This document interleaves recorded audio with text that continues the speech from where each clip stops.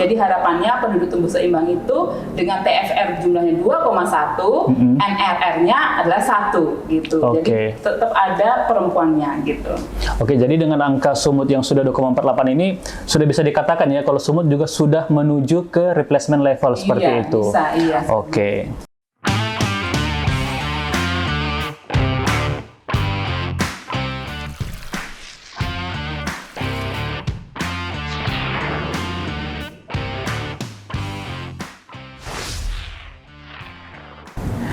Oke kawan cerita, kita masih di bahasan mengenai hasil long form sensus penduduk 2020.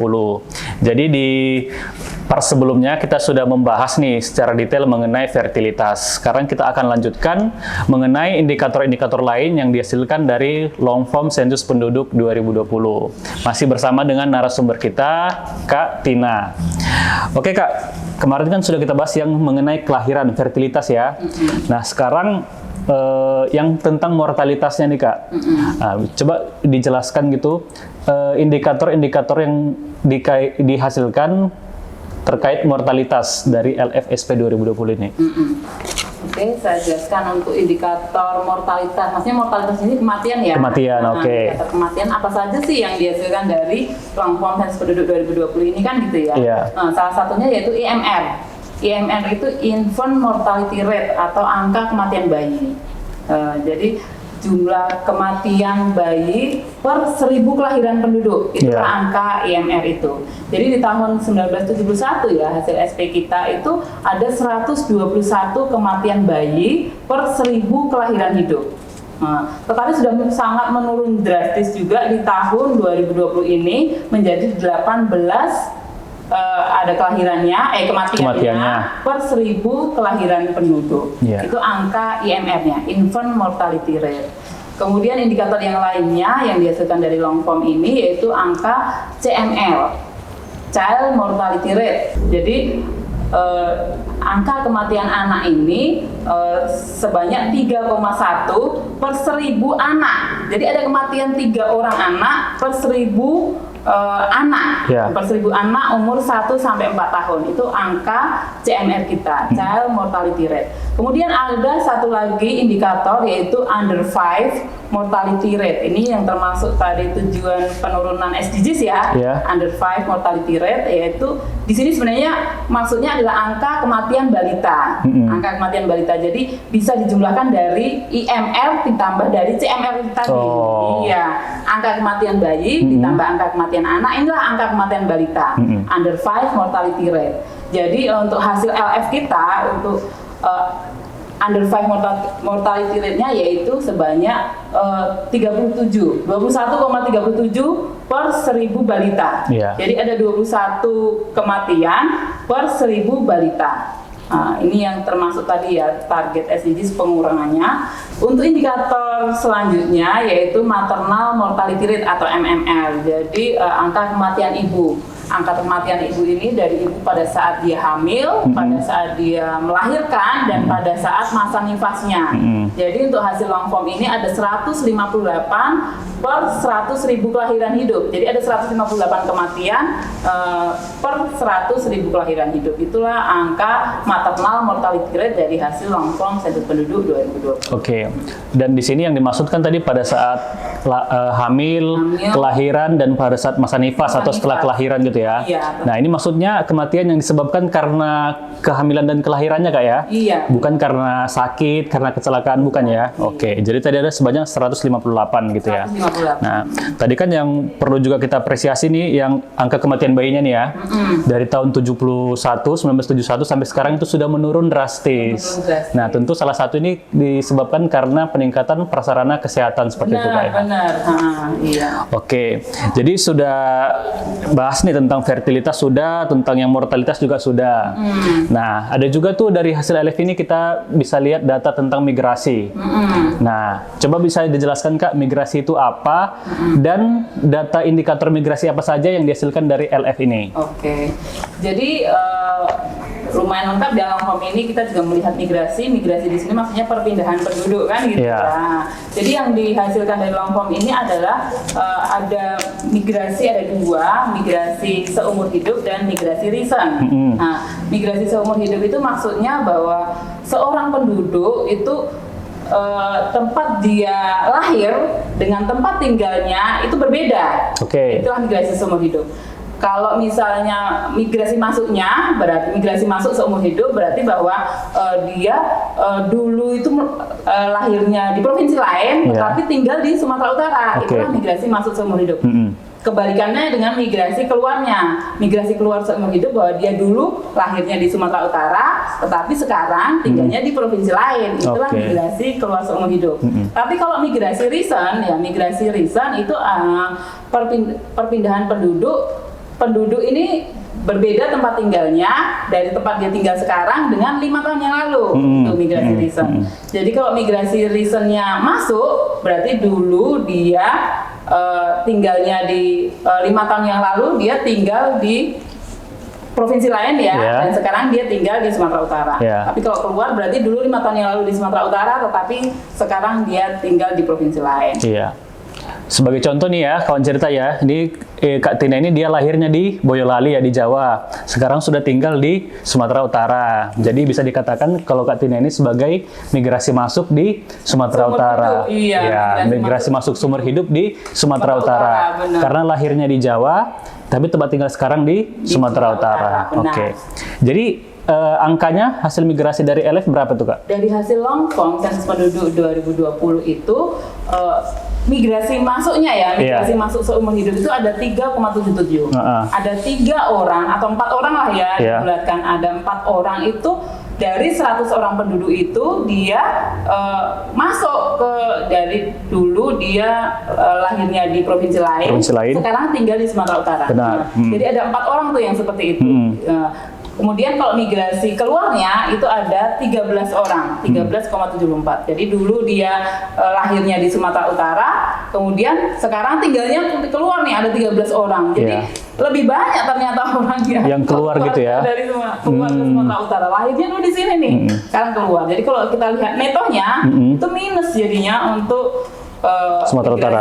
Untuk Sumatera Utara untuk migrasi seumur hidup. Jadi kalau netonya itu ada 10 orang yang memang keluar ke dulu tinggalnya di lahir di Sumatera Utara, tinggalnya sekarang di provinsi lain. Itu untuk migrasi seumur hidup. Kalau untuk migrasi recent yang 5 tahun yang lalu, 5 tahun yang lalu mungkin tidak terlalu banyak ya kalau untuk yang recent. Kalau yang seumur hidup memang banyak sekali.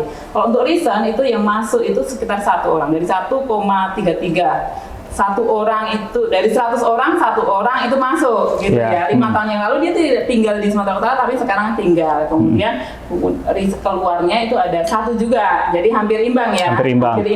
1 masuk ke Sumatera Utara, 1 juga keluar. Jadi kalau kita lihat netonya memang masih lebih banyak kita keluar tapi sedikit saja. Sedikit saja ya. Itu minus 0,21. Ada 0,21 yang per 100 orang itu dia memang keluar. Jadi dulu 5 tahun yang lalu di Sumatera Utara, sekarang di provinsi lain. Jadi dia tadi yang migrasi seumur hidup, dia beda tempat lahir dengan tempat tinggal sekarang. Kalau yang recent, beda tempat tinggal 5 tahun yang lalu dengan tempat tinggal sekarang. Selain migrasi nih Kak, ada data apa lagi nih terkait dengan mobilitas penduduk yang dihasilkan dari sensus penduduk 2020, dari long form sensus penduduk 2020? Benar, ada satu lagi yang semakin kesini semakin banyak ya, yaitu komuter. Jadi komuter ini adalah seseorang yang melakukan suatu kegiatan bekerja atau sekolah. Kita mau lihat yang bekerja sama sekolah aja di kabupaten lain, di kabupaten atau kota yang berbeda dengan tempat tinggalnya sekarang. Jadi dia secara rutin pergi pulang tiap hari nih. Ini sudah mulai banyak nih, apalagi sekarang udah tol ya. Udah banyak tol sekarang, jadi semakin banyak komuter kita. Jadi dia PP tiap hari pulang balik gitu ya. Nah, misalnya nih saya mau pulang nih ke Simalungun misalnya, Ciantar udah deket kan kan ya. Kalau PP, saya lakukan PP itulah komuter. Komuter. Iya, dan semakin hari semakin banyak ada komuter kita. Jadi kalau dari hasil long form ini ada sekitar 60%, 65% itu laki-laki. Memang lebih banyak laki-laki yang untuk melakukan perjalanan tadi ya 60%-nya laki-laki dan kebanyakan adalah milenial. Yang milenial ya? Yang milenial yang melakukan perjalanan tadi gitu. Oke Kak, kemudian ini nih, kan tadi sudah kita bahas tentang indikatornya segala macam gitu kan. Kemudian apa gitu saran dan masukan terkait inilah dari beberapa indikator yang dihasilkan oleh LF ini, menurut Kakak apa yang bisa dijadikan saran dan masukan ke depannya supaya hal-hal yang terkait dengan kependudukan di Indonesia khususnya kayak gitu di Sumatera Utara bisa menjadi semakin lebih baik gitu. Kira-kira apa saja Kak? Kalau sesudah melihat dari indikator LF tadi ya, kita melihat berarti bahwa kependudukan di Sumatera Utara nih ya khususnya bahwa ternyata usia produktif di Sumatera Utara ini sangat banyak ya, apalagi dengan hasil SP kemarin kita sudah memasuki bonus demografi. Ternyata usia produktif kita itu ada 69,79%. Banyak banget ternyata usia produktif kita, 15 sampai 64 tahun gitu ya. Jadi harapannya usia-usia yang produktif ini jangan nanti menjadi beban pembangunan kan itu ya.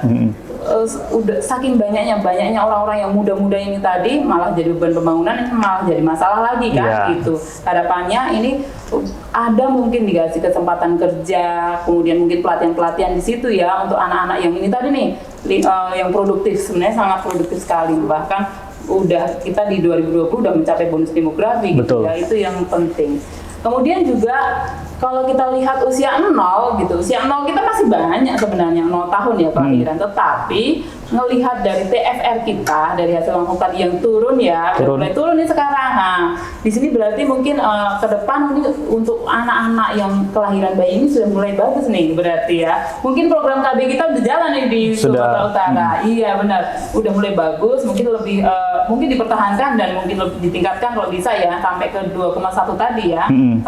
Jadi tapi yang lebih urgent lagi sebenarnya adalah penduduk lansia kita.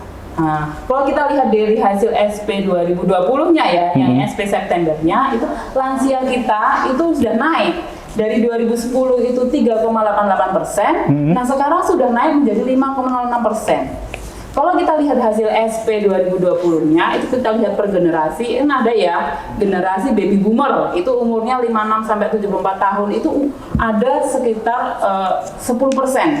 Umur 56 sampai 74 tahun, itu ada 10,51%. Jadi nanti ke depannya 10 tahun lagi udah jadi lansia kan gitu ya, umur 56 tadi. Udah. Kemudian juga yang generasi X.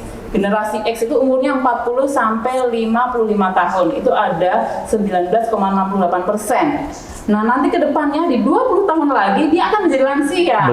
Bayangkan dari 19,68 ditambah 10,51 jadi hampir 30% nanti ada lansia kita di 20 tahun mendatang. Nah, ini gimana nih pemerintah nih ke depan? Karena di situ nanti jadinya kalau kita lihat sekarang sering ya wacana-wacana silver economic. Jadi ekonomi yang dihasilkan oleh para lansia-lansia ini. Harusnya kita udah mengarah ke sana nih, seperti di negara Jepang ya. Negara Jepang itu dia banyak penduduknya usia-usia tua ya, 75 tahun banyak di sana, tapi mereka tetap bekerja tuh, masih energik untuk Nah, bagaimana kita menghadapi itu? Silver economy, di mana ekonomi yang dilakukan oleh para lansia dan juga ditargetkan untuk para lansia. Nah, di situ nih ke depannya semoga pemerintah juga concern ke situ juga ya, ngelihat dari situnya biar perekonomian kita nggak hanya untuk orang-orang produktif saja yang ada, tapi juga para lansia. Tadi silver economy. Oke. Itu aja. Ya, itu ya. Jadi sangat banyak nih bahasan kita Kak ya. Dan kawan cerita, itu tadi yang sudah kita bahas mengenai long form sensus penduduk 2020 dengan narasumber kita yang sangat kompeten di bidangnya gitu ya, terkait dengan LFSP 2020. Jadi sebenarnya masih ada indikator lain yang dihasilkan dari LF ini. Ada misalnya tentang pendidikan, tentang disabilitas seperti itu. Nanti kawan cerita bisa akses di website sumut.bps.go.id. Nanti di situ bisa dilihat semua secara lengkap terkait dengan hasil LFSP 2020. Oke, jadi udah cukup nih Kak ya? Iya. Iya, sudah cukup banyak bahasan kita. Terima kasih kami ucapkan kepada Kak Tina yang sudah menyempatkan waktunya Sama-sama. untuk hadir di podcast Paskalibah kali ini. Oke, sekian kawan cerita yang bisa kami tampilkan untuk pertemuan kali ini. Sampai jumpa di pertemuan berikutnya. Horas! Horas.